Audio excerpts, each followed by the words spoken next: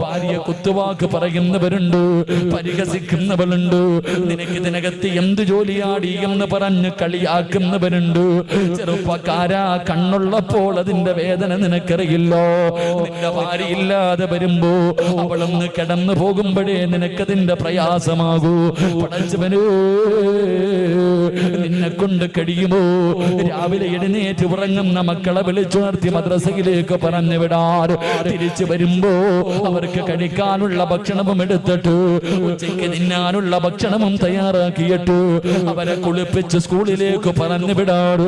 എന്നിട്ട് സ്വന്തമായിട്ട് കാപ്പി ഉണ്ടാക്കി കഴിക്കോ. ഉച്ചയ്ക്ക് നിന്റെ കൂടപ്പിറപ്പുകൾക്കും വീട്ടുകാർക്കും ഭക്ഷണം ഉണ്ടാക്കോ.